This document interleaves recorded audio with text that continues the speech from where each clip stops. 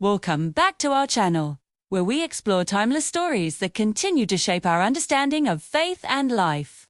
Today, we're diving into a powerful and sobering account from the book of Joshua, a story that reveals the profound impact of hidden actions on an entire community.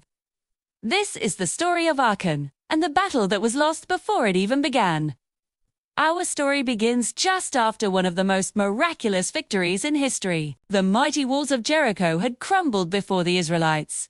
A testament to their faith and obedience to God, they were on a divine mission, poised to claim the land promised to them. But amidst this triumph, a shadow was cast.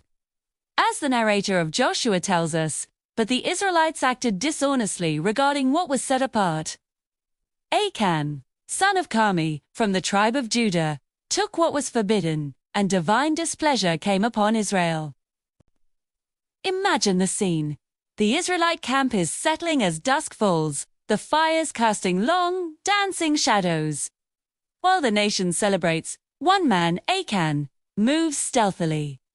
He slips into his tent, not with the weariness of a soldier, but with the secrecy of someone carrying a heavy burden. He has taken spoils from Jericho, items that God had explicitly commanded to be consecrated, completely devoted to the Lord. He thought no one saw. He thought it was a private act. Buoyed by their success at Jericho, the Israelite leader, Joshua, prepares for the next conquest. He sends a small group of scouts to the nearby city of Ai. The city seems insignificant. Its defense is weak compared to the fortress they had just overcome.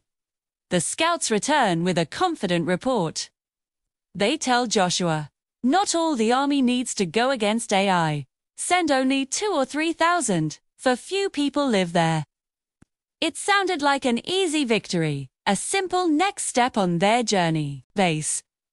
On this intelligence, a small confident force of about 3,000 men is dispatched.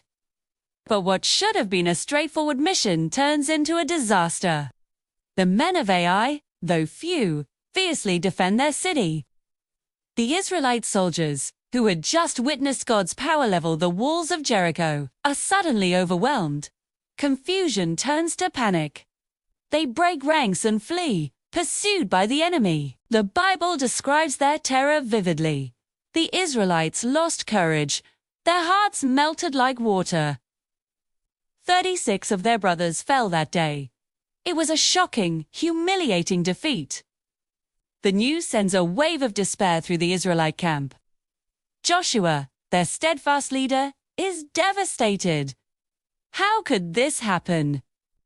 He tears his clothes, a traditional sign of deep grief and distress, and falls on his face before the Ark of the Covenant, the sacred symbol of God's presence. The elders of Israel join him, pouring dust on their heads, their hearts heavy with sorrow and confusion.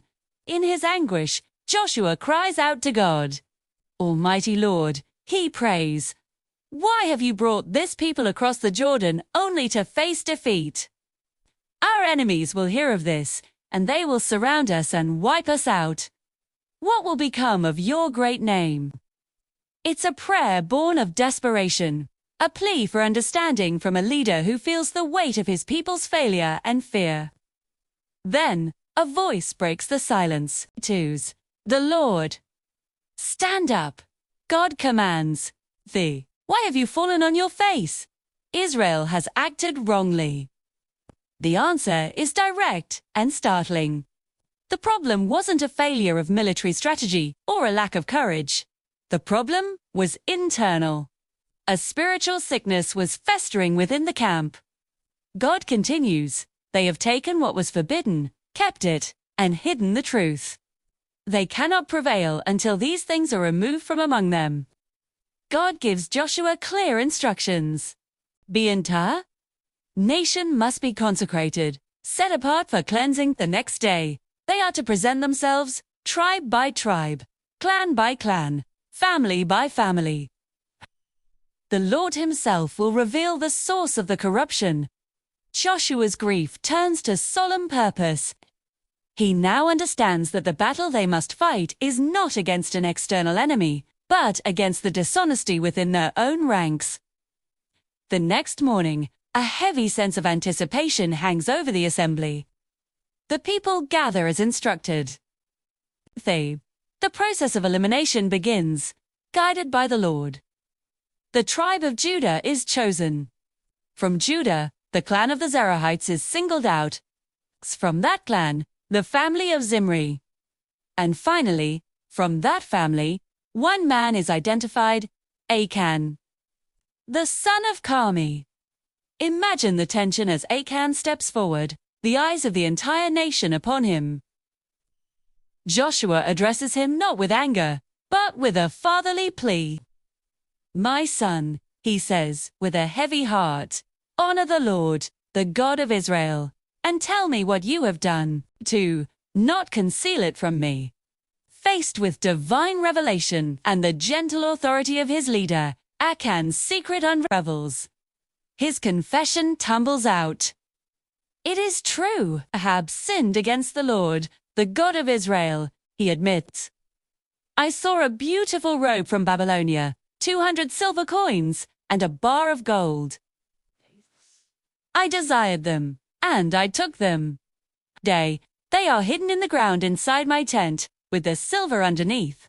His greed, his private act of disobedience, is now laid bare for all to see. Fear, desire for a beautiful robe and some precious metal had compromised the integrity of the entire nation and cost the lives of his fellow Israelites. Joshua immediately sends messengers to Achan's tent.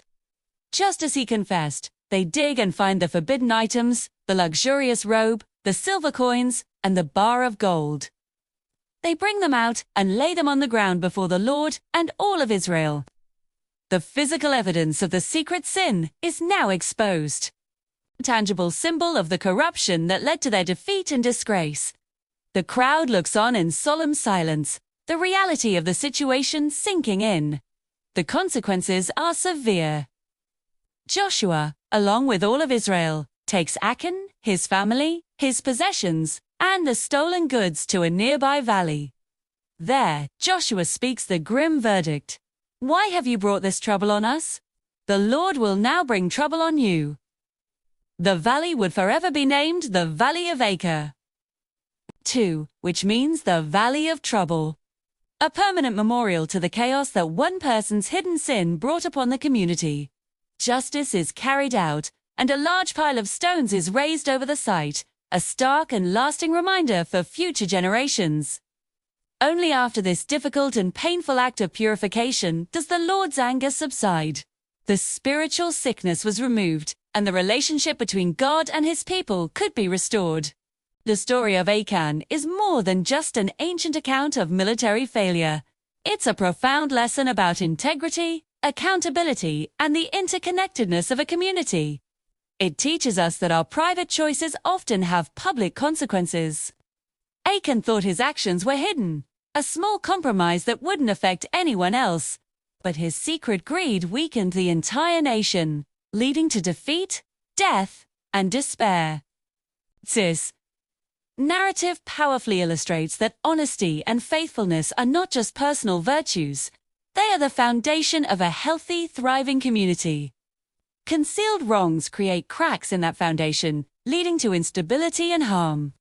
But when truth is brought into the light and there is a return to obedience, the path to healing and restoration is opened.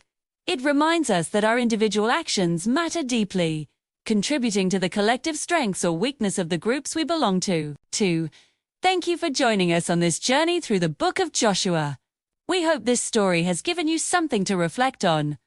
If you found this video meaningful, please give it a thumbs up and subscribe to our channel for more explorations of timeless wisdom.